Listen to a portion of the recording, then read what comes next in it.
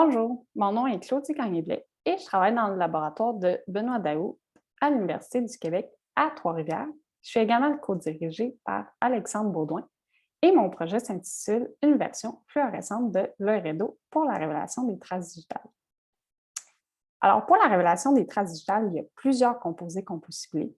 On peut cibler les acides aminés, les protéines, mais on peut également cibler les lipides. Les lipides s'avèrent particulièrement intéressants à cibler lorsque notre support sur lequel notre empreinte digitale se trouve a été soumis à l'eau, parce que c'est essentiellement les seuls qui restent, étant insolubles dans l'eau. L'Euredo est justement un révélateur utilisé pour la révélation des traces digitales et il vient cibler les lipides. Je travaille justement sur ce révélateur. L'Euredo a une structure chimique, comme vous pouvez voir ici, et il y a une couleur rouge et il est liposoluble par sa structure.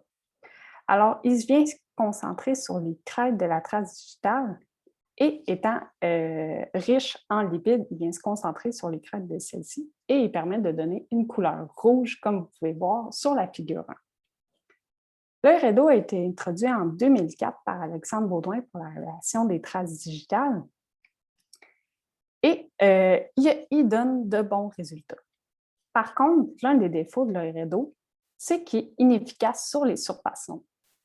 En effet, si on regarde plus précisément la figure 1, imaginez-vous le même résultat, mais sur une surface rouge ou encore pire, sur une surface noire, on n'arriverait plus du tout à visualiser le résultat par manque de contraste. Je travaille justement sur cette problématique-là et notre objectif, c'est de rendre l'Euredo fluorescent pour arriver à un résultat, comme ici illustré à la figure 2. Alors, mon projet se divise en 4 étapes principales et la première, c'est la synthèse de différents analogues de l'Euredo. Donc, je passe par une synthèse qui est très bien connue, soit la diazotation-copulation. Lorsque je forme le sel de diazonium, je l'ai couplé à différents phénols, soit le paracrésol, 2-naphthol et 2,6-dihydroxynaphtalène, pour ainsi former mes analogues que vous pouvez voir ici en 2A, 2B et 2C. Par la suite, la deuxième étape de mon projet, c'est que j'ai utilisé les propriétés de mes analogues que j'ai synthétisés pour établir la relation structure-activité de l'Euredo. Et dans le fond, les propriétés que j'ai étudiées, c'est celles qui avaient directement un impact sur la révélation des traces digitales. Alors, la première propriété que j'ai étudiée, c'est la couleur. Donc, j'ai placé mes molécules à différents pH et je suis venue mesurer la longueur d'onde qui était absorbée. Phénomène que j'ai pu observer, qu'on s'entendait de voir, c'est plus j'avais de conjugaison dans ma structure et plus ma molécule absorbait loin dans le visible, donc à une grande longueur d'onde.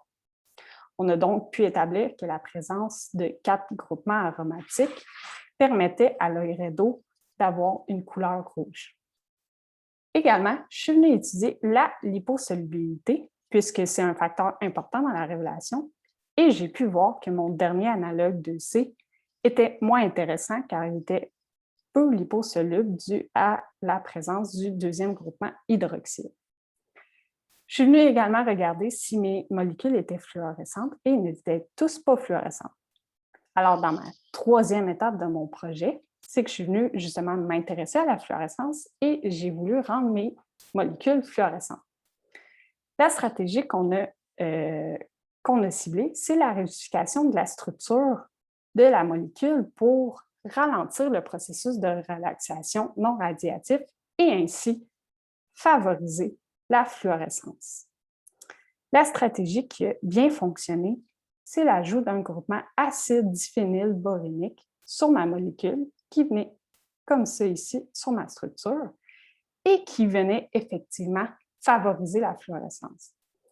On a essayé d'autres stratégies comme des complexes avec des métaux, mais ça s'est avéré peu intéressant. Donc, on s'est concentré sur cette stratégie-là parce qu'on s'intéressait à la fluorescence et que ça permettait justement de rendre les molécules fluorescentes. Donc, je suis passée par la suite à ma quatrième et dernière étape de mon projet et c'était d'essayer des révélations d'empreintes digitales pour voir si justement ça permettait des révélations fluorescentes. Donc, j'ai essayé plusieurs recettes pour la révélation des traces digitales et je suis arrivée à de bons résultats mais ma fluorescence était vraiment instable. Je n'obtenais pas toujours des résultats fluorescents. Donc, la méthode n'est pas au point pour l'instant pour la révélation des traces digitales. Par contre, en cours de recherche, on est tombé sur le zinc hydroxyquinoline. Donc, on part du 8-hydroxyquinoline, on le couple avec le chlorure de zinc pour former ce complexe-là. Et ça a donné de bons résultats, comme vous pouvez voir ici sur la photo. Donc, on a plusieurs perspectives de recherche sur cette molécule-là. On s'intéresse davantage à celle-là pour comme possibilité de révélateur fluorescent qui cible les lipides. Donc, en conclusion, l'ajout de groupement acide diphénylborénique sur mes molécules n'est pas une méthode au point pour l'instant pour la révélation des empreintes digitales et le zinc hydroxyquinoline s'avère beaucoup plus intéressant. Je tiens à remercier mes collègues de laboratoire Simon Ricard et Guillaume Couture pour l'aide au projet et à vous de m'avoir écouté.